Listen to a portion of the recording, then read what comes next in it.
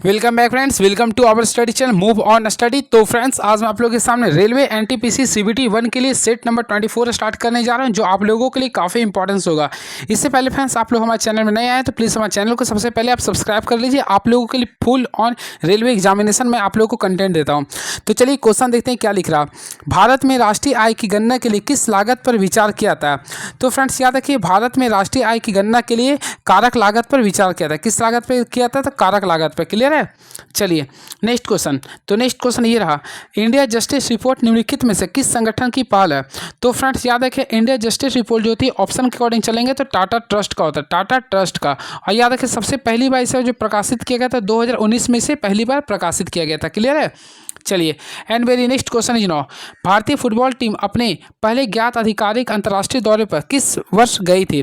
तो देखिए, भारतीय फुटबॉल टीम के बारे में बोल रहा। तो फ्रेंड्स मैं आप लोगों को बताना चाहता हूँ, भारतीय फुटबॉल टीम पहली बार अंतर्राष्ट्रीय दौरे पर गया था 1924 में। 1924 में। क्लियर है? तो राइट आंसर करेंगे तो ऑप्शन नंबर सी को क्लिक करेंगे।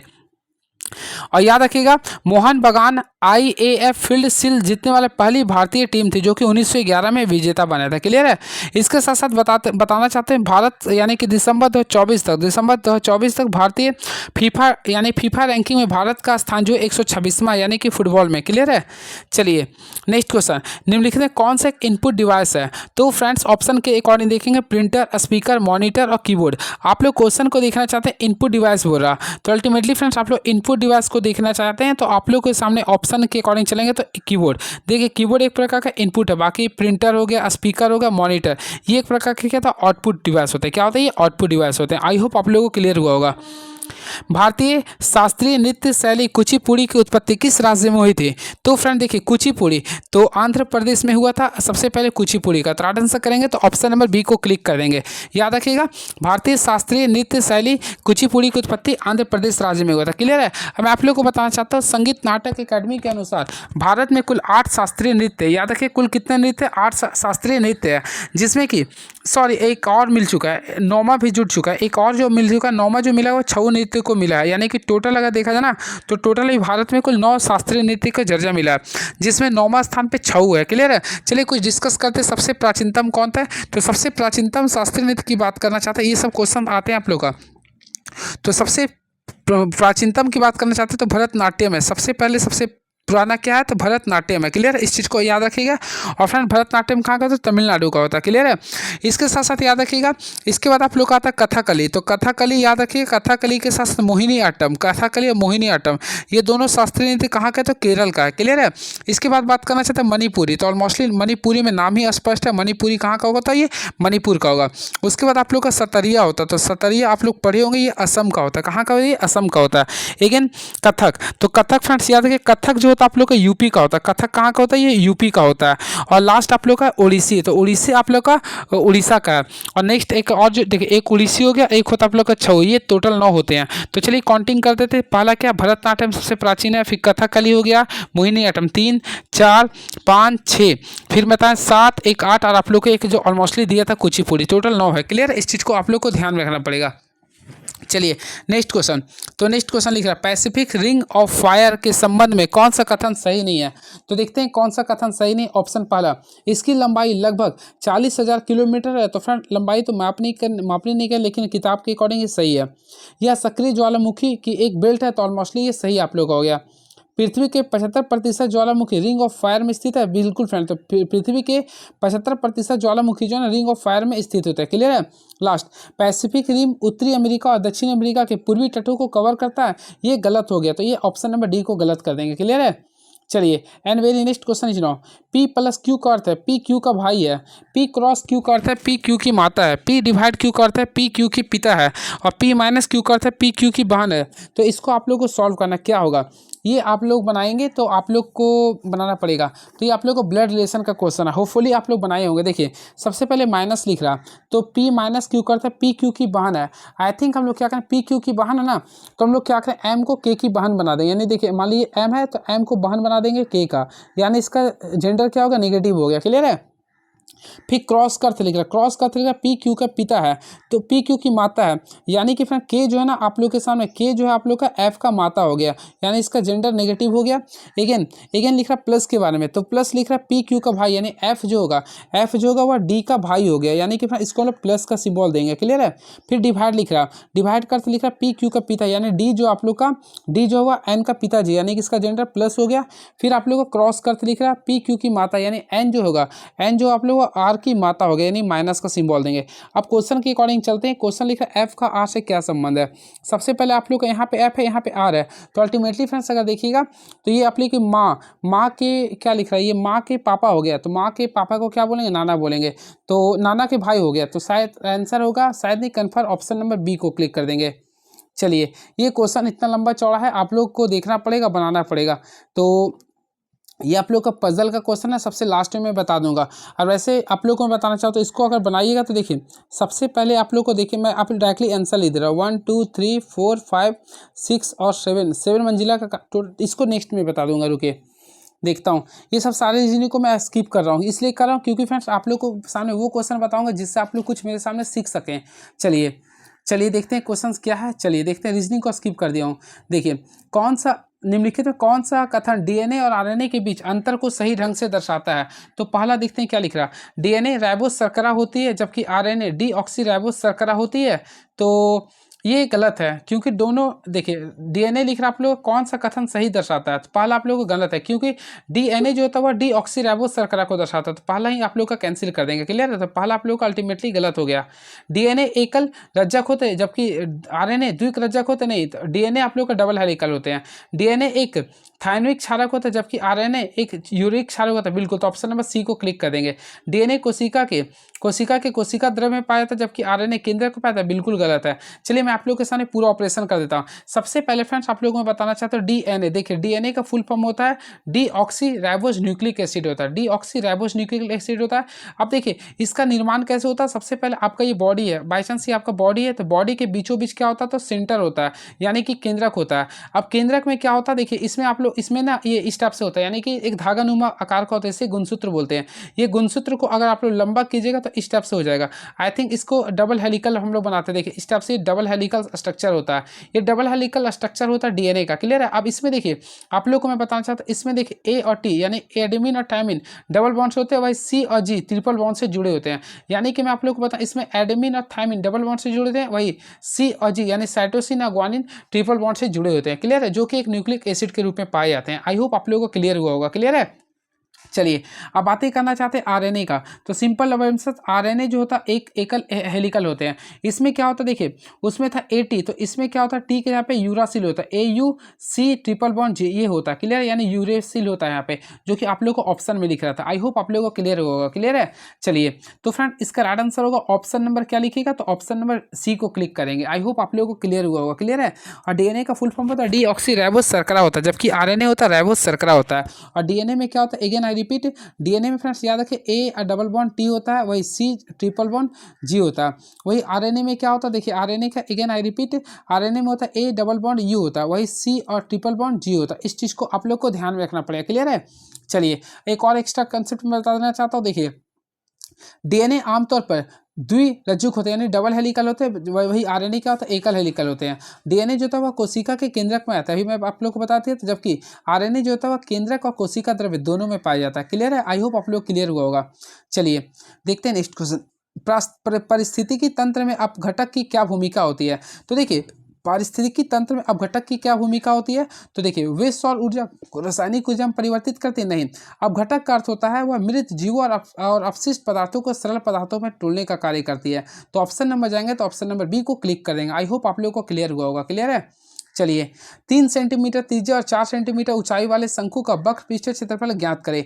फर्स्ट ऑफ ऑल फ्रेंड देखिए शंकु का वक्र पृष्ठीय क्षेत्रफल का फॉर्मूला होता है पाई आर एल होता है। क्या होता है, पाई आर एल। होपफुली पाई का वैल्यू होता है 22/7 होता है।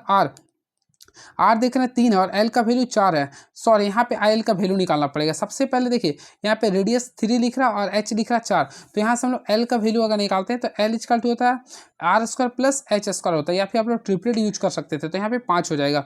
तो पाई का वैल्यू अल्टीमेटली आप लोग यहाँ पे पाई लिख रहे हैं तो पाई है, पाई रहने देंगे। आर का वैल्यू आप लोग निकालेगा तो 3 था, ये 3 कर देंगे, एल का वैल्यू 5 आ जाएगा। तो टोटल सॉल्व किए तो 15 पाई आएगा। क्या आएगा? 15 पाई। आई थिंक राइट आंसर होगा ऑप्शन नंबर डी। चलिए इसको सॉल्व करना है। तो देखिए 4, इसको सॉल्व किया, 2 फ्रैक्शन 1/5 2 को तोड़िए तो आपको का ये 5/2 आ गया। आई होप क्लियर होगा। प्लस यहाँ पे कीजिएगा तो 7/4 आएगा, माइनस 1/6 करेंगे इंटू यहाँ पे करेंगे तो 16/49 आएगा। अगर आप लोग इसको पूरे सॉल्व करते हैं तो 4/3 आएगा। I think option number B को क्लिक कर देंगे।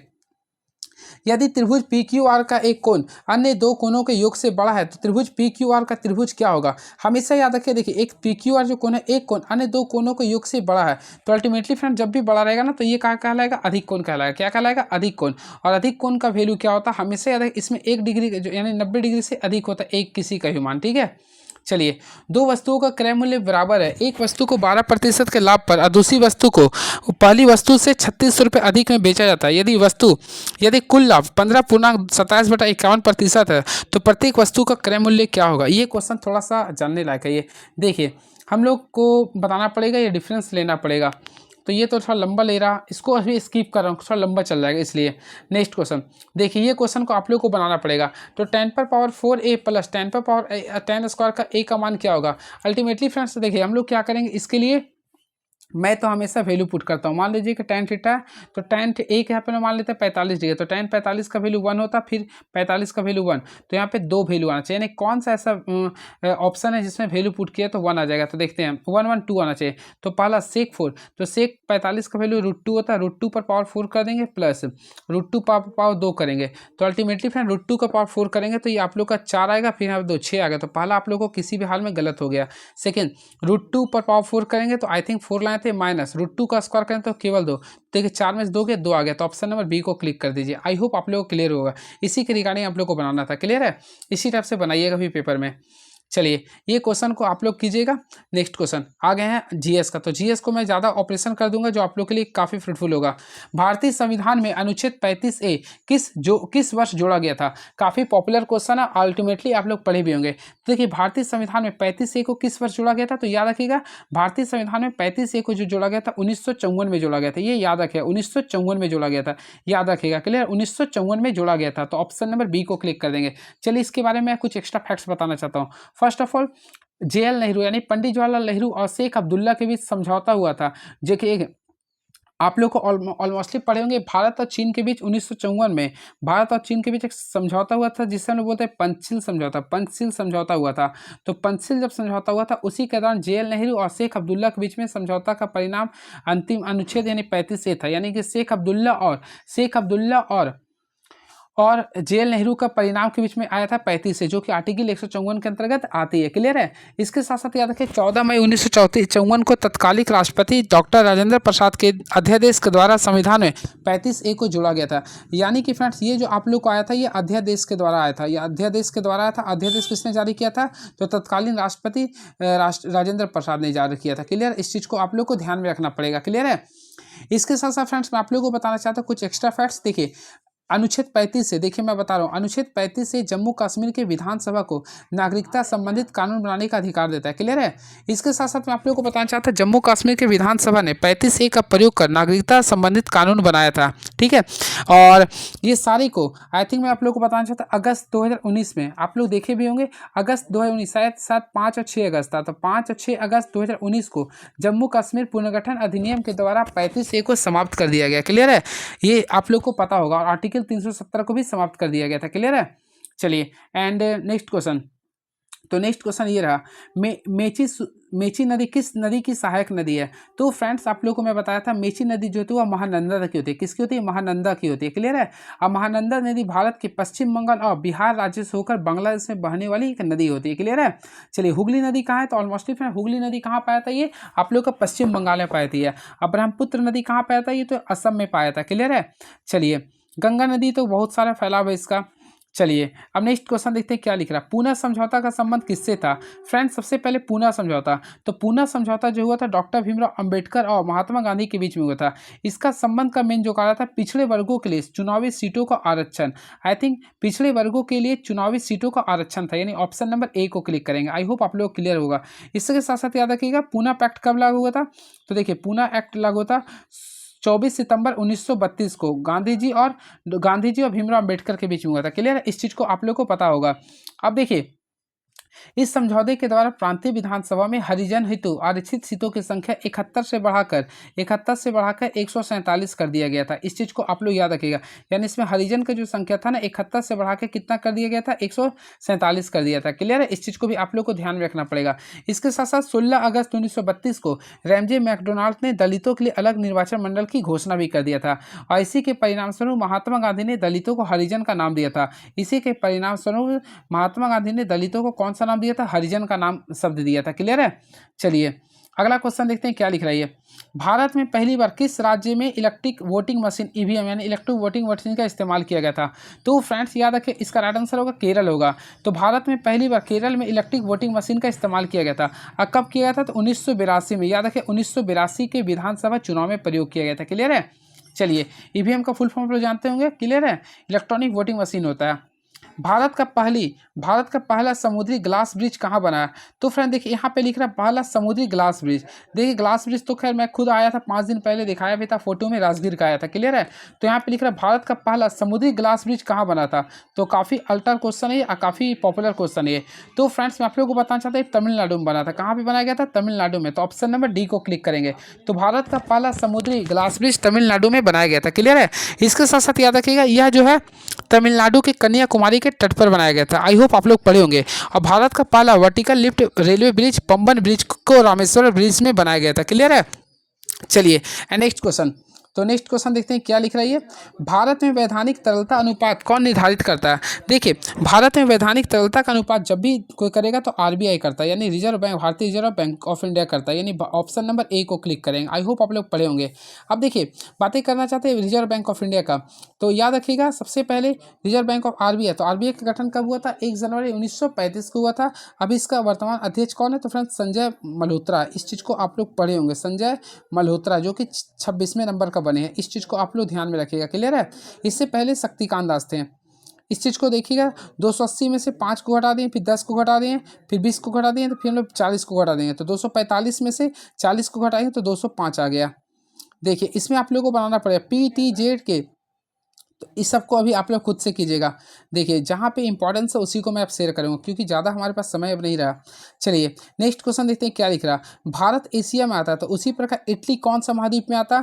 तो फ्रेंड इटली, तो हम बातें करना चाहते हैं इटली का। तो इटली कौन सी महाद्वीप में आता है? तो यूरोप में आती है। तो ऑप्शन नंबर सी को क्लिक कर देंगे। क्लियर है, तो option number C is the right answer. चलिए ये आप लोग को खुद से बनाना पड़ेगा ये सब सारे क्वेश्चन।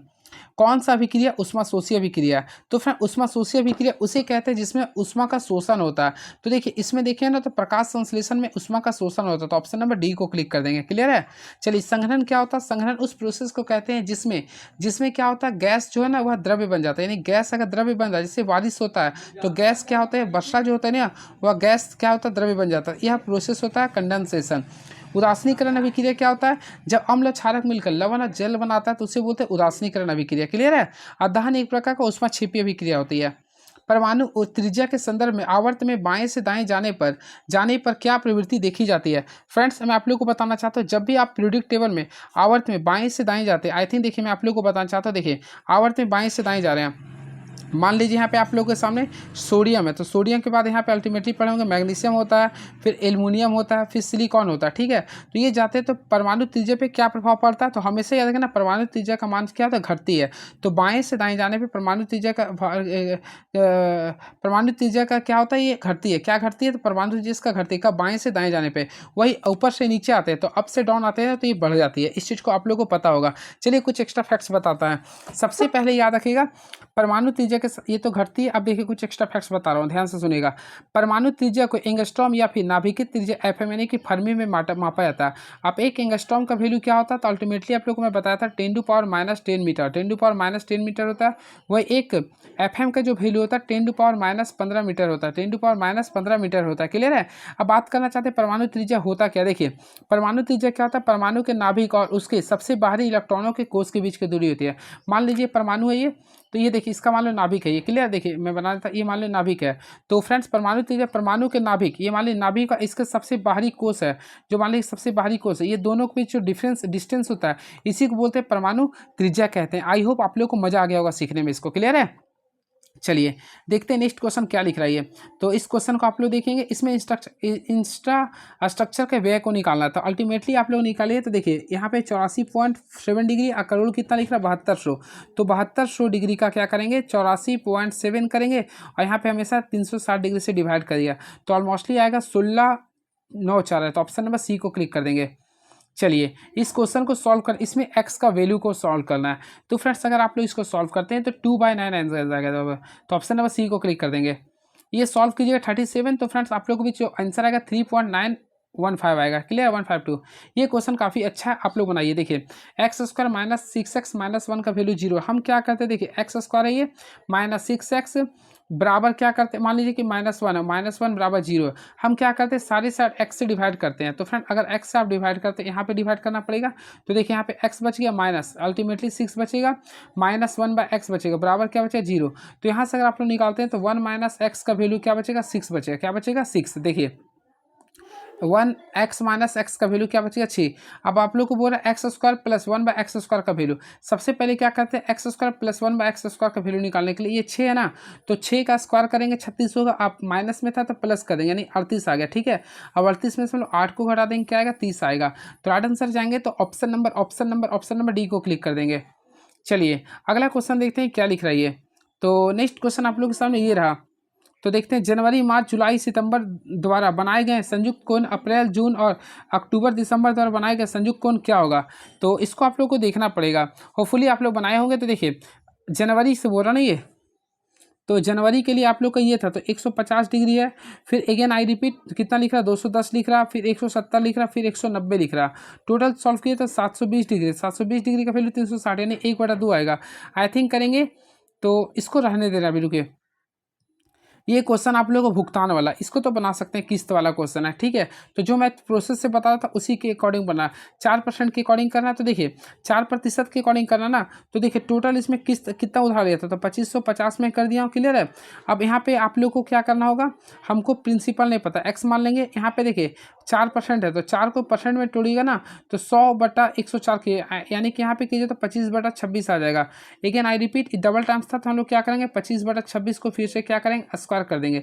और अगर आप लोग सॉल्व करते हैं तो ये एक्स का वैल्यू जो आएगा 1352 आएगा, 1352 आएगा, जो कि ऑप्शन नंबर जाते हैं 1352 1352 ये आएगा। अगर इस टाइप से नहीं समझ आया तो 4% है, 4% को छोड़िए 4/100 कर देंगे। तो यहाँ से तोड़ेंगे तो 1/25 आएगा, यानी कि बेसिक प्लस 25 था, अब 1 रुपया इंटरेस्ट था 26 हो गया। अब यहाँ से आप लोग को मैं बताना, देखिए ये 25 था और ये आप लोग का 26 था। तो यहाँ पे 26 का ही स्क्वायर करेंगे क्योंकि डबल टाइम्स था, ये 26 गुना 26 कर दिए। अब यहाँ पे क्या करेंगे देखेंगे, ये 25 था ना तो इसको हम लोग कितना से मल्टीप्लाई करेंगे तो दुगना में से यहाँ पे हम लोग इसको गुना करेंगे कितना से, तो इसको भी 26 से था तो यहाँ पे हम लोग सेम करते हैं। तो ये अगर आप लोग इसको करना चाहते हैं तो देखिए यहाँ पे कितना से करें जो आप लोग का हो जाएगा। इसका तो रूल होता है यहाँ पे 26 किए तो यहाँ पे हम लोग को 26 का ताकि इक्वल हो जाए। तो यहाँ पे दोनों को गुना कर दिए फिर सम करके जोड़ दीजिएगा। क्लियर है, ये फार्मूला होता है इसका। गुजरात में मकर संक्रांति का त्यौहार किस नाम से मनाया जाता है। काफ़ी फेमस क्वेश्चन है। तो हमेशा याद है गुजरात में उत्तर नारायण के नाम से मकर संक्रांति का त्यौहार मनाते हैं। तो ऑप्शन नंबर सी को क्लिक कर देंगे। क्लियर है, इस चीज़ को आप लोग पढ़े भी होंगे। इसके साथ साथ मैं आप लोग को एक्स्ट्रा फैक्ट्स बताना चाहता हूँ। पंजाब में इसे लोहड़ी भी कहते हैं। क्लियर, तमिलनाडु में इसे पोंगल कहते हैं, वही असम में बिहू कहते हैं, उत्तर प्रदेश में खिचड़ी कहते हैं, पश्चिम बंगाल में पौष संक्रांति कहते हैं, गुजरात में उत्तर नारायण बोलते हैं, आंध्र प्रदेश में भोंगी बोलते हैं। ये सारे नाम अलग अलग है। देखते हैं नेक्स्ट क्वेश्चन आ गया 32 आर्टिकल। देखिए किसी आवर न्यायालय या न्यायाधिकरण को उसके अधिकार क्षेत्र से बाहर जाने से रोकने के लिए जो कानूनी रूप से निहित नहीं है या क्षेत्राधिकार के बिना कार्य करने या प्राकृतिक न्याय के सिद्धांतों के विरुद्ध कार्य करने से रोकने के लिए जारी किया जाता है, उसे क्या बोलते हैं।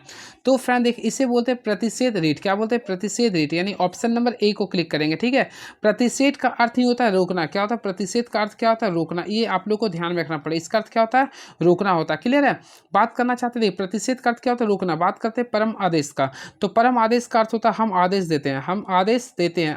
आई होप आप लोग पढ़े होंगे। तो हम आदेश देते हैं आर्टिकल, सॉरी परम आदेश होता है। एक होता है बंदी। बंदी का अर्थ होता है आपके आपके पास शरीर है, अर्थात इसका अर्थ होता है आपके पास शरीर है। अधिकार परीक्षा का अर्थ होता है, इसका मेरे माइंड में नहीं है। और याद रखिए भारतीय संविधान में रीट का जो नियम किया गया, रीट जो होता है वो आर्टिकल नंबर 32 में लिया गया है और यह ब्रिटेन के देश से लिया गया। और इसे महात्मा गांधी ने इसे डॉक्टर भीमराव अम्बेडकर ने भारतीय संविधान की आत्मा कहा था। क्लियर है। और इसके साथ साथ संवैधानिक उपबंधों का सुधार भी बोला था। एक दिन में लगभग 16 घंटे होते हैं। किस ग्रह में एक दिन में लगभग 16 घंटे होते हैं? तो फ्रेंड इसका राइट आंसर होगा वरुण ग्रह। क्या होता है ये? वरुण ग्रह। बांग्लादेश में स्वदेशी आंदोलन के दौरान बनाए गए तिरंगे झंडे में कौन कौन से रंग थे? तो फ्रेंड्स मैं आप लोगों को बताना चाहता हूँ, सबसे पहले बंगाल में स्वदेशी आंदोलन के दौरान जो झंडा फहराया था वह फहराया गया था 19 जुलाई 1905 को के दौरान। ठीक है। तो इसमें जो रंग था सबसे ऊपर, तो सबसे पहले ऊपर में आप लोग का रेड कलर था। कैसा था ये? रेड था। उसके बाद बीच में जो था आप लोग का ग्रीन था। कैसा था ये? ग्रीन था। और सबसे नीचे आप लोग का येलो कलर था। यानी कि रेड, देखिए लिखा हुआ भी है, आप लोग काफ़ी अच्छे से समझते हैं। तो सबसे ऊपर रेड था। क्या था? मैं लिख दी था, रेड था। एंड अगेन ग्रीन था। फिर आप लोग का येलो था। क्लियर है। तो रेड, ग्रीन एंड येलो। तो ऑप्शन के अकॉर्डिंग चलेंगे तो ऑप्शन नंबर डी को click, option number red, green, yellow, यानी कि ऑप्शन नंबर सी को क्लिक कर देंगे। चलिए कुछ एक्स्ट्रा फैक्ट्स बताना चाहते हैं। सबसे पहले मैं एक्स्ट्रा फैक्ट, स्वदेशी आंदोलन कब हुआ था? तो याद है 7 अगस्त 1905 को हुआ था। 7 अगस्त 1905 को स्वदेशी आंदोलन हुआ था। और स्वदेशी आंदोलन में वंदे मातरम, विभाजन नहीं चाहिए, बंगाल एक है आदि नारे लगाए गए थे। ठीक है। रविन्द्रनाथ टैगोर के सुझाव पर संपूर्ण बंगाल में 16 अक्टूबर 1905 को राखी दिवस के रूप में भी मनाया गया था। चलिए, किस भारतीय राज्य में हेमेटाइट का सर्वाधिक भंडार मौजूद होता है? तो फ्रेंड्स मैं आप लोगों को बताना चाहता हूँ, ऑप्शन के अकॉर्डिंग जाएगा ना तो हमारा राज्य झारखंड तो नहीं लिख रहा, तो उसके नीचे आ जाए उड़ीसा। उड़ीसा में सबसे ज़्यादा हेमेटाइट पाया जाता है। क्लियर है। अब हेमेटाइट जो होता है वह लोहा का एक अयस्क होता है जिसका सूत्र क्या होता है? Fe2O4 होता है। Fe2O4 होता है। क्लियर है। चलिए अगला क्वेश्चन, कुछ एक्स्ट्रा फैक्ट्स बताता चाहता हूँ। देखिए कुछ वैसा है ही नहीं। चलिए नेक्स्ट क्वेश्चन, कौन सा सम्राट अकबर के शासन में राजस्व मंत्री था? तो फ्रेंड्स याद रखिए ऑप्शन क्या? वजीर खान, नूरजहां, टोडरमल या अबुल फजल। तो देखिए अबुल फजल जो थे ना वह अकबर के शासनकाल में 4 साल रहे थे, जो कि अबुल फजल यानी कि अंगरक्षक के रूप में कार्य किए थे। क्लियर है। तो अब यहाँ पे बात करना है टोडरमल। तो टोडरमल जो थे ना अकबर के शासन काल के दौरान राजस्व मंत्री थे। तो ऑप्शन नंबर सी को क्लिक करेंगे। आई होप आप लोग पढ़े भी होंगे इसके बारे में। तो अकबर के दीवान राजा टोडरमल और 1580 में 10 साल बंदोबस्त व्यवस्था लागू किया था। क्लियर है। चलिए अगला क्वेश्चन देखते हैं क्या लिख रही है। अब देखते हैं क्वेश्चन लिख रहा है नूरजहां के बारे में। तो फ्रेंड नूरजहां की मां अस्मत बेगम ने गुलाब से इत्र निकालने की विधि खोजी थी। चलिए नेक्स्ट क्वेश्चन, इसको देखिएगा आप लोग, इसको भी आप लोग देखिएगा। 6 मित्र एक वृत्त में बैठे हैं, तो ये तो आप लोग बना सकते हैं। 6 मित्र को बैठा दिए एक वृत्त में, 2 2 4 2 6 है। अब बोला वृत्त के केंद्र के सम्मुख है। दीना नंदू और उन्नी के बीच में है। दीना के बारे में लिख रहा। तो फ्रेंड्स हम लोग यहाँ पे लिखेंगे दीना। दीना किसके बीच में? नंदू और उन्नी के बीच में। तो हम लोग यहाँ पे सबसे पहले नंदू लिखेंगे। तो नंदू और उन्नी के बीच में, तो दीना के लिख दें, नंदू और उन्नी के बीच में है। फिर लिख रहा नंदू बिया के एक दूसरे के विपरीत है। तो नंदू जो है ना बिया, तो यहाँ पे हम लोग क्या लिखेंगे? बिया के एक दूसरे के विपरीत है। अब लिखा नंदू के दाईं ओर कौन बैठा है? तो नंदू के दाईं, यहाँ पे तो 2 व्यक्ति खाली रह गया। तो यहाँ पे देखते हैं दिया, यहाँ पे ए बी दिया और बेटी के बीच में। ए बी जो है ना बिया और बेटी, तो यानी यहाँ पे हम लिखेंगे ए बी जो है आप लोग का बिया और बेटी के बीच में। तो आप लोग बता रहे हैं नंदू के दाईं ओर कौन है? तो नंदू कहाँ? ये है। तो फ्रेंड्स नंदू के दाईं ओर ऑलमोस्टली कीजिएगा तो दीना आ जाएगा। तो ऑप्शन के अकॉर्डिंग ऑप्शन नंबर बी को क्लिक कर दीजिएगा।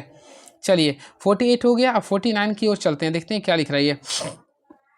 ये आ चुका आप लोग का ब्लड रिलेशन का। सबसे पहले टी क्रॉस एक्स का वैल्यू लिख रहा। तो चलते हैं देखते हैं क्या लिख रहा है टी क्रॉस एक्स का। सबसे पहले हम लोग देखेंगे गुना। तो गुना का अर्थ लिख रहा है ए बी का पिता है। आई थिंक फ्रेंड टी जो है ना आप लोग के सामने एक्स का पिताजी हो गया। क्लियर है। यानी टी आप लोग का क्या हो गया? पिताजी हो गया।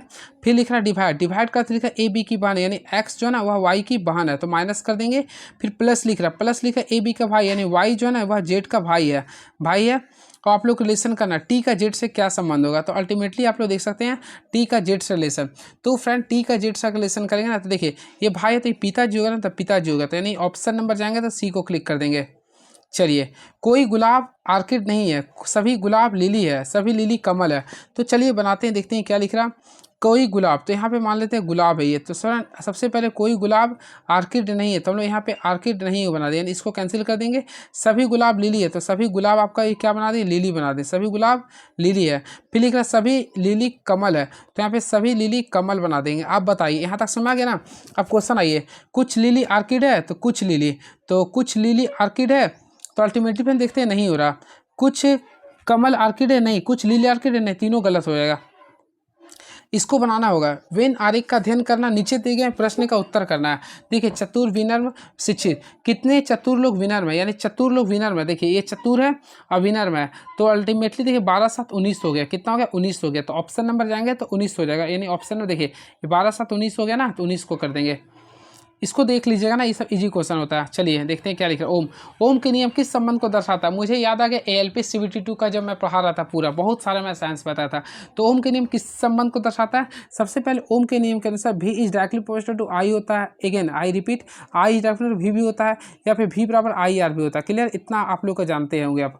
तो V बराबर हम लोग जानते हैं क्या होता है IR, क्या होता है IR।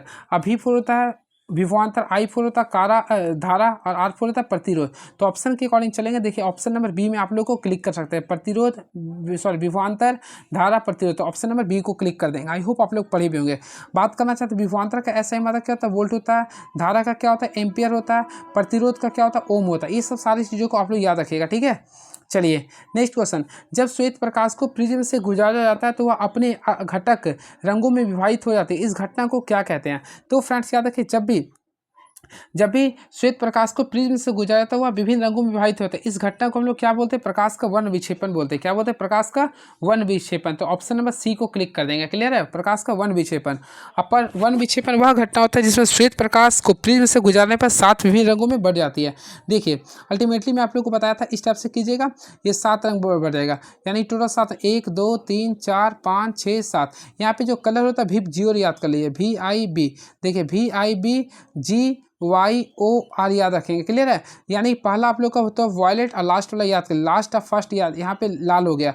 अब बीचों बीच कौन सा कलर होता है? तो ये ग्रीन। ये तीनों याद रखिएगा। क्लियर है, बाकी आप लोग अगर याद किए तो काफ़ी अच्छी बात है ना। और सबसे अधिक विचलन किसका होता है? तो बैंगनी का होता है। सबसे कम विचलन किसका होता है? लाल का होता है। ये सब सारी चीज़ पढ़े होंगे आप लोग।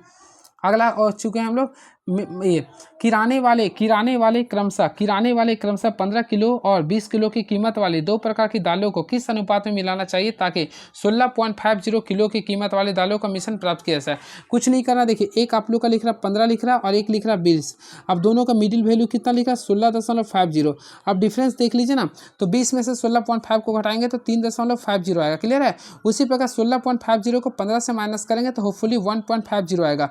अगर आप लोग इसका रेशियो निकालेंगे तो अल्टीमेटली 7:3 आएगा। क्या आएगा? 7:3। तो ऑप्शन है बिल्कुल, तो ऑप्शन नंबर सी को क्लिक कर देंगे। चलिए and very next question is now. तो नेक्स्ट क्वेश्चन देखते हैं क्या लिख रहा है ये। चलिए MDH में देखिए यह वाला क्वेश्चन आ गया। 7 पुरुष या 10 महिलाएं 10 दिनों में 100 मीटर की दीवार बना सकते हैं।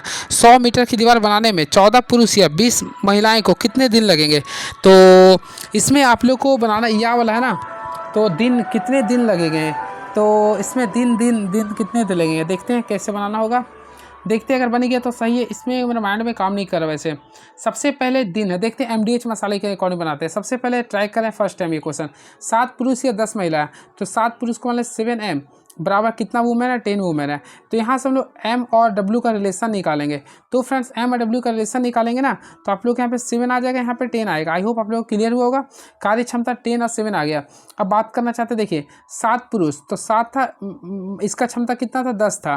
किसी कार्य को कितना दिन में करा था? 10 दिन में। ठीक है, और महिला की टोटल मीटर कितना था? 100। यहाँ तक मेल को रख दिए। बात करना चाहते हैं फीमेल के लिए, तो फ्रेंड्स यहाँ पे लिख रहा है 14 पुरुष। यहाँ पे कितना महिला? 7 पुरुष या 10 महिला था ना। उसके बाद आप लोग लिखेंगे 14 पुरुष, यहाँ पे तो ये लिख देंगे। अब हम लोग क्या करेंगे? 14 मैन के लिख रहे हैं, तो 14 मैन लिख देंगे। तो मैन के लिए क्षमता मैन लिख देंगे, और 20 वुमेन था, वुमेन लिख देंगे। इंटू हम लोग x कर देंगे, बटा क्या करेंगे? 600 कर देंगे। अब आप लोग सॉल्व कर सकते हैं। यहाँ से सॉल्व 0 0 कैंसिल, 0 0 कैंसिल। 7 को 6 से गुना के 7 42 हो गए, यानी कि यहाँ पे 4200 आ गया। अब यहाँ पे सॉल्व करेंगे ना, 14M था, तो M का वैल्यू हम लोग कितना लाए थे? 10 लाए थे। तो 14 को 10 से गुना के 140 हो गया 20। W का वैल्यू 7 था, तो 20 यानी कि 14 सतह होता 140 हो गया। यहाँ 140 यानी 280x 0 0 कैंसिल हो। 28 का पार में 440 यानी 15 बार में आएगा। तो फ्रेंड x का वैल्यू आप लोग का बीच आएगा 15 दिन आएगा। देखिए मैं अगेन आई रिपीट क्वेश्चन समझा देता हूँ क्या कीजिएगा। सबसे पहले आप लोग क्या कीजिए, मेल और फीमेल का रेशियो निकालिए। तो मेल और फीमेल का रेशियो निकालेंगे, या फिर मेल एंड फीमेल ही लिखे ना, तो मेल का फीमेल का रेशियो निकालेगा। तो अल्टीमेटली ये लिख रहा था 7 पुरुष, तो 7 पुरुष हो गया और ये 10 था, तो यहाँ से 10 रेशियो आप लोग का 7 आ गया। क्लियर है, मेन और देखिए मैन है और ये वुमेन है, तो इसका रेशियो निकालिएगा तो 10:7 आ गया। क्लियर है। अब हम लोग क्या करेंगे, सबसे पहले मेल के अकॉर्डिंग चलेंगे, पूरा मेल को बराबर करेंगे। तो 7 पुरुष था तो 7 कर देंगे। मेल का वैल्यू का क्षमता कितना था, 10 था, 10 कर देंगे। आई होप क्लियर होगा। अब देखेंगे यहाँ पे कितना दिन लगा रहा था, 10 दिन, ये पूरा कर दें। MDH मसाला पढ़े ना, अभी कितना मीटर कार्य करता था, 100, यहाँ से एक कार्य हो गया। तो यहाँ से हम लोग क्या करेंगे, 0 0 कैंसिल, 0 0 कैंसिल हो गया, टोटल देखिए 7 आ गया। क्या आ गया था, 7, यानी हम लोग 7 कर देंगे। इक्वल टू नेक्स्ट क्वेश्चन जो पूरा उसके अकॉर्डिंग चले, 14 पुरुष था तो 14 कर देंगे। एक पुरुष का वैल्यू आप लोग के सामने जो था 10 के बराबर था, रेशियो लाए थे ना, प्लस 20 था। और वुमेन का रेशियो कितना लाए थे, 7। इसका दिन आप लोग को नहीं पता, तो दिन को हम लोग x मान लेते हैं। अब इसकी क्षमता की बात करना है, देखिए 600 मीटर की बात करना है, तो 600 मीटर कर देंगे और आप लोग सॉल्व कर लीजिए। तो देखिए 7 को 600 से गुना करेंगे तो 4200 आ गया। आई होप क्लियर हुआ होगा। बराबर 14 को 10 से गुना करें 140 हुआ, फिर 20 को 7 से गुना करें कितना आएगा, 140, इंटू क्या करेंगे, x। तो फ्रेंड्स यहाँ पे हम लोग अगर एक टाइम आई रिपीट इसको सॉल्व करते तो 4200 आ रहा। क्लियर है। अब देखिए 140 क्या होता है, 280, तो 280x आ गया। अब 0 0 कैंसिल कर दिए। 28 का टेबल में 420 जो आता है वो 15 बार में आता है, तो राइट आंसर जो आएगा 15 दिन आएगा। तो ऑप्शन नंबर डी को क्लिक कर देंगे। एक लड़का शांत जल में 10 किलोमीटर प्रति घंटा की चाल से तैर सकता है। यदि धारा की चाल 5 किलोमीटर प्रति घंटा होती है तो लड़का 60 किलोमीटर अनुप्रवाह कितने समय में तैर सकता है। चलिए देखते हैं क्या लिख रहा है ये। सबसे पहले आप लोगों को समय बोल रहा ना ये, तो हम लोग समय देखते हैं। तो समय बराबर क्या होता है, दूरी बटा चाल होता है। तो फ्रेंड्स सबसे पहले दूरी देखें, तो दूरी कितना लिख रहा है, 60 किलोमीटर लिख रहा है। क्लियर है। चाल देखिए, चाल के लिए बात करना चाहते हैं तो देखिए एक प्रवाह था, अनुप्रवाह में हमेशा जोड़ देते, 10 और 5 कितना था, 15। तो देखिए 60 को 15 से डिवाइड करेंगे तो ऑलमोस्टली कितना आएगा, 4 घंटा। तो राइट आंसर करेंगे तो 4 घंटा आएगा। तो आंसर अगर देखना चाहेंगे तो ऑप्शन नंबर बी को क्लिक करेंगे। Option number B is the right answer. एक दुकानदार एक पुस्तक का क्रय मूल्य एक दुकानदार एक पुस्तक का मूल्य उसके क्रय मूल्य से 120% अधिक अंकित करता है। यदि वह अंकित मूल्य पर 10% का छूट देता है तो उसका लाभ प्रतिशत क्या होगा। कुछ नहीं करना, केवल जो मैं बताऊंगा केवल उसी को कीजिएगा। इस टाइप्स का अगर क्वेश्चन आता है तो आप लोग प्लस माइनस के फॉर्म लीजिएगा। देखिए सबसे पहले क्रय मूल्य पर कितना 120% अधिक लेता है, फिर 10% छूट देता है, तो कर देंगे प्लस माइनस, माइनस होता कर देंगे, यहाँ पे 120 कर देंगे, इंटू क्या करेंगे 10, बाई क्या करेंगे 100। इस टाइप से यूज कर देंगे क्वेश्चन में। कैंसिल हो गया तो 120 में से 10 को माइनस करेंगे, 110 बचेगा। अब 12 को घटा देंगे तो फ्रेंड्स राइट आंसर आएगा 98%। तो 98% इज द राइट आंसर। तो ऑप्शन नंबर सी को क्लिक कर देंगे। 21 पेंसिल और 9 कलमों का मूल्य 276 रुपये है तथा 6 पेंसिल और 3 कलमों का मूल्य 84 रुपये है। तो एक पेंसिल एक कलम का मूल्य क्या होगा। इसे क्लास 10 का मेथड से सॉल्व कर लीजिए, नहीं तो आप लोग कॉमन नहीं वही करना पड़ेगा, विलोपन विधि का यूज कीजिएगा। ठीक है, तो ये आप लोग को मैं छोड़ दिया हूँ। देखते हैं नेक्स्ट क्वेश्चन क्या लिख रहा है ये। दो उम्मीदवारों के बीच एक चुनाव में 80% मतदाताओं ने मत डाले, जिनमें से 4% मत अवैध घोषित कर दिए गए। एक उम्मीदवार को 15,360 मत मिले जो वैध मतों का 80% है। तो मतों की कुल संख्या ज्ञात करना। कुछ नहीं करना, सबसे पहले आप लोग को कुल मत देखिएगा तो 100 यूनिट था, कितना था, हमेशा 100 मान लेंगे। अब डाले गए क्या 100% का 80% डाला गया तो इसका 80% निकाल देंगे। तो फ्रेंड्स हम लोग यहाँ से निकालेंगे तो टोटल कितना है 80 यूनिट। अब 80 का क्या करेंगे 4% अवैध घोषित कर देंगे, यानी कि 96 लिखेंगे। तो यहाँ से अगर आप लोग निकालेंगे तो टोटल कितना आएगा 76.8 यूनिट आ गया। ठीक है, तो पहले उम्मीदवार को प्राप्त अंक निकालेंगे तो 76.8 था, इसके अनुसार कितना था 80% था, तो 80% निकाल देंगे। अब सॉल्व कर लीजिए ना ये, तो यहाँ से टोटल सॉल्व किया तो 61.44 आ गया। तो 100 यूनिट के लिए कर रहे हैं तो हम लोग क्या करेंगे, देखिए टोटल कितना दिया था 15360 को क्या करेंगे 6 पॉइंट ये यहाँ से गुना कर देंगे, इंटू 100 कर देंगे। आई होप सॉल्व किए होंगे। तो 25000 इज द राइट आंसर आएगा। तो ऑप्शन नंबर जाएंगे तो ऑप्शन नंबर बी को क्लिक कर देंगे।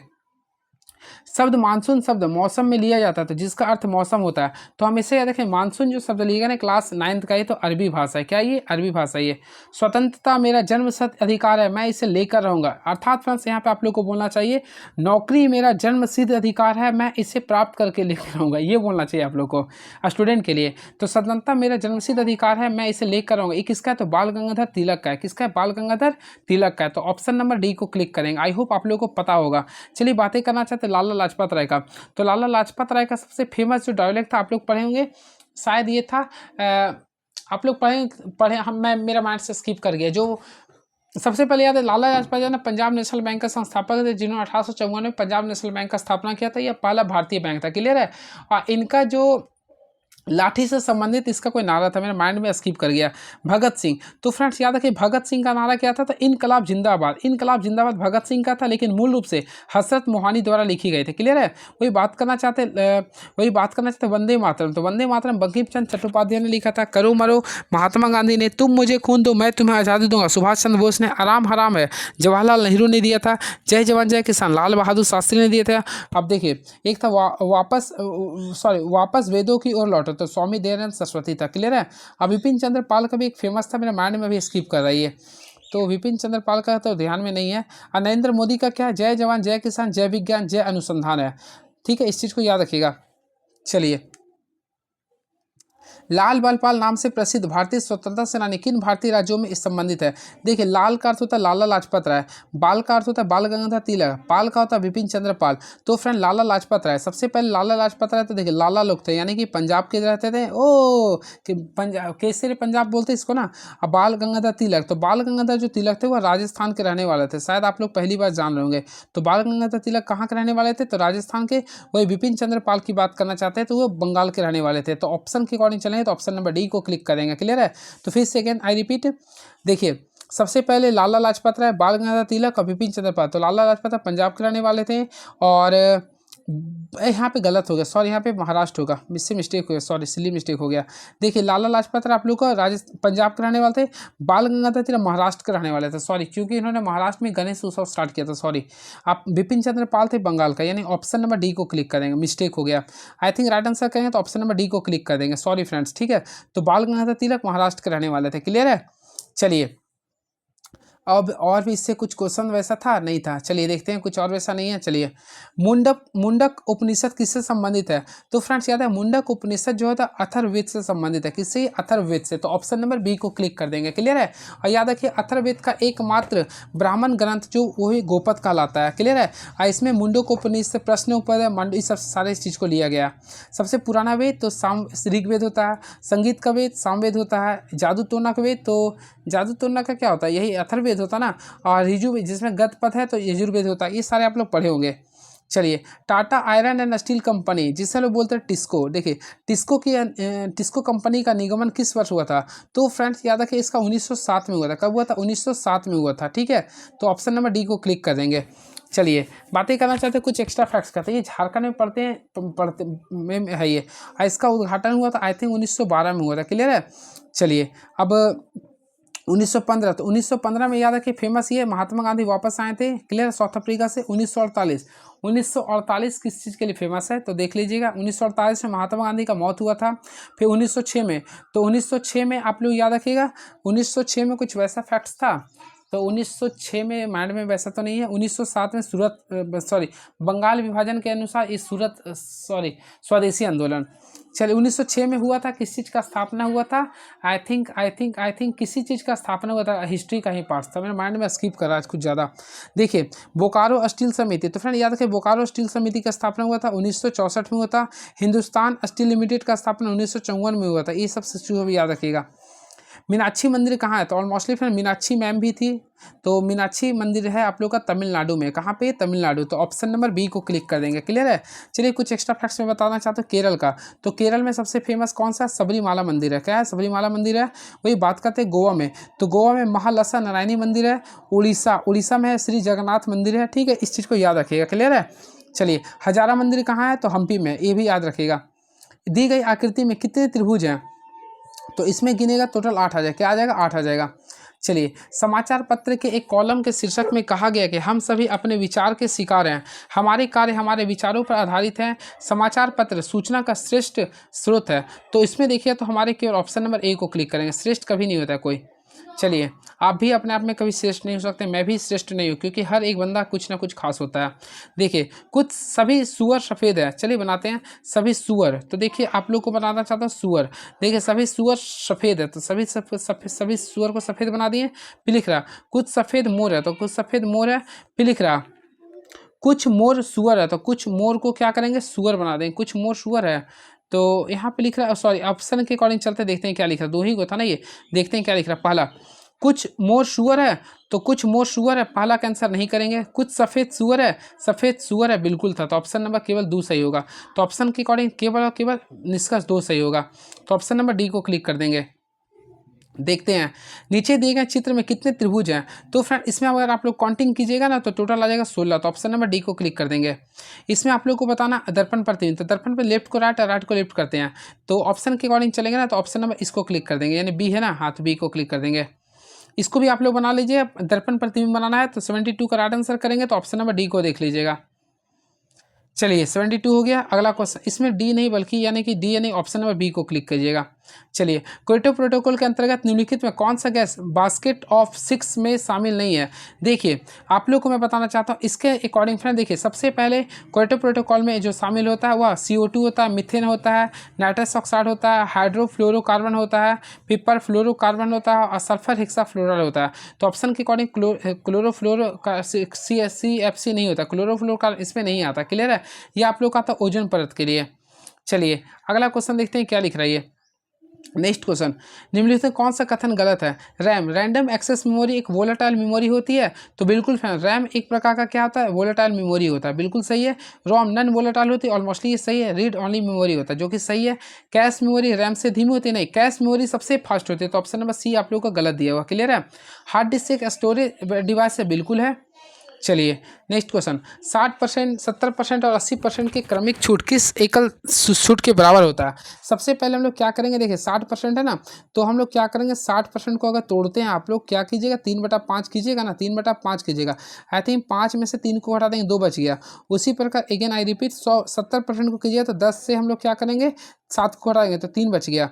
80% को करेंगे तो यहाँ पे करेंगे 4/5 करेंगे, यानी 5 में से 4 को घटाएंगे तो 1 बचेगा। आप लोग सॉल्व कर लीजिए। देखिए 10 × 5 = 50, यानी 55 यानी कि यहाँ पे 250 आ गया। अब यहाँ पे 3 दूनी 6 आ रहा। अब यहाँ पे आप लोगों को सॉल्व करना पड़ेगा, यानी कि स्टेप से अगर बना लीजिएगा तो आप लोग का आंसर आएगा 97.6 डिग्री। ठीक है, नहीं तो एक और मेथड होता है, देखिए दोनों को सबसे पहले निकालेंगे 60 + 70 कर देंगे, दोनों का डिफरेंस फिलेंगे, यहाँ पे गुना कर देंगे। तो यहाँ पे स्टेप से भी कीजिएगा तो आप लोग का आंसर आ जाएगा। 0 0 कैंसिल हो गया, 130 आ गया। यहाँ पे 130 माइनस 42 हो गया। तो फ्रेंड्स यहाँ पे आप लोग करेंगे तो 88% आएगा। क्या आएगा 88% आ गया। अब क्या करेंगे 88 को हम लोग 80 से करेंगे, तो हम लोग क्या करेंगे, देखिए 88% था है ना, ये +80 है। अब प्लस माइनस माइनस होता है, फिर यहाँ पे 88 करेंगे गुना, यहाँ 80 करेंगे, बाई क्या करेंगे 100। तो इसके अकॉर्डिंग भी कीजिएगा ना तो 97.6 ही आएगा, तो 97.6% आएगा। तो ऑप्शन है बिल्कुल ऑप्शन नंबर ए को क्लिक कर देंगे। एक नाव धारा की दिशा में 55 किलोमीटर की दूरी 5 घंटे में तय करती है, जबकि धारा के विपरीत दिशा में समान दूरी को तय करने में उसे 11 घंटे लगते हैं। तो नाव की चाल ज्ञात करें। कुछ नहीं करना है, सबसे पहले देखिए धारा की दिशा में करते हैं तो चाल बार क्या तो दूरी बटा समय, तो दूरी कितना था 55 था, समय कितना था 5 था। तो यहाँ से निकालेंगे तो टोटल 5 था ना, हाँ तो 5 के अकॉर्डिंग इसके अकॉर्डिंग निकालेंगे तो कितना आ गया टोटल 11 आ गया, यानी कि धारा की दिशा में नाव की चाल 11 किलोमीटर पर आवर आ गया। अब विपरीत दिशा में 55 था, अब यहाँ पे देखिए 11 आवर ले रहा था, तो फिर यहाँ पे करेंगे तो फिर 5 किलोमीटर पर घंटा आया ना। अब क्या करें नाव की चाल, तो नाव की चाल जब भी बोलता है तो दोनों को स्पीड को जोड़ के 2 से डिवाइड कर देंगे। तो 11 × 5 = 16 को 2 से डिवाइड करेंगे 8 आएगा, तो यानी 8 किलोमीटर प्रति घंटा इज द राइट आंसर। तो ऑप्शन नंबर जाएंगे ना तो ऑप्शन नंबर सी को क्लिक कर देंगे।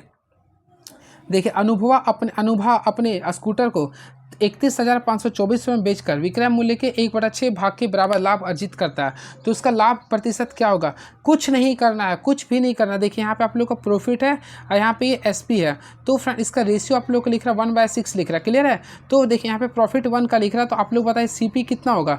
जब प्रॉफिट 1 का है तो CP तो 5 हो गया ना, अल्टीमेटली आप लोग बता सकते हैं ये। आप बताइए लाभ परसेंट निकालना था, लाभ 1 था, CP कितना था 5 था, गुना क्या करेंगे 100, तो यहाँ से निकालेंगे तो 20% होगा राइट आंसर। तो 20% इज द राइट आंसर। तो ऑप्शन नंबर डी को क्लिक कर देंगे। चलिए इसको बनाइए खुद से। ये देखिए 79 को सॉल्व करना है, तो फ्रेंड्स 79 को एंगल का क्वेश्चन है ये, तो देखते हैं बनाते हैं। बहुत दिनों बाद एंगल का क्वेश्चन आ चुका है, देखते हैं क्या करना है ये। सबसे पहले हमें 70 डिग्री यहाँ पे x है, तो फ्रेंड्स यहाँ का वैल्यू आप लोग को निकालना है। तो हम लोग क्या करते हैं, देखिए एंगल PBC में आते हैं, तो PBC का वैल्यू निकालेंगे तो संगत कौन से, ये 70 है तो ये भी क्या होगा 70 होगा। क्लियर है। अब हम लोग क्या करेंगे, अभी नहीं अब हम लोग निकालेंगे इसके आगे। तो फ्रेंड्स हम लोग एंगल 2 को निकालते हैं। क्लियर है। तो यहाँ पे तो 70 डिग्री निकाल दी। अब यहाँ पे क्या करेंगे, इसके अकॉर्डिंग यहाँ 20 था, तो 70 में से 20 को घटा देंगे तो कितना आएगा 50 डिग्री। तो यानी कि एंगल 2 का वैल्यू अगर आप लोग निकालते हैं तो देखिए थोड़ा सा कंसंट्रेट कीजिएगा, जो मैं बता रहा हूँ ध्यान से देखिए, तो मैं स्पीड बोल रहा हूँ अभी। एक एंगल है, यहाँ पे एंगल 1 है, यहाँ एंगल 2 है, क्लियर है।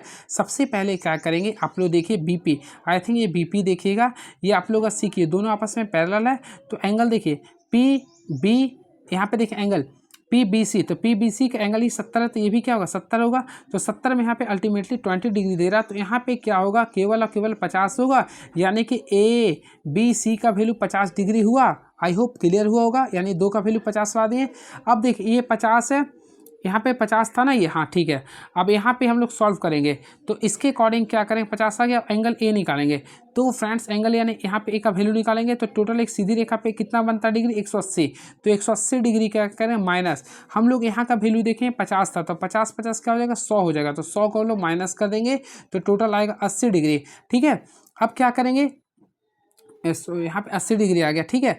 अब क्या करेंगे, एंगल एक्स का मान निकालना है, तो ये एंगल एक्स का मान निकालने के लिए क्या करेंगे, रूट 180 डिग्री करेंगे माइनस, यहाँ पे 80 था 70, 80 से 70 क्या होता है 150, दोनों को डिफरेंस लेंगे कितना आएगा 30 डिग्री आएगा। तो राइट आंसर करेंगे, तो ऑप्शन नंबर ए को क्लिक कर देंगे।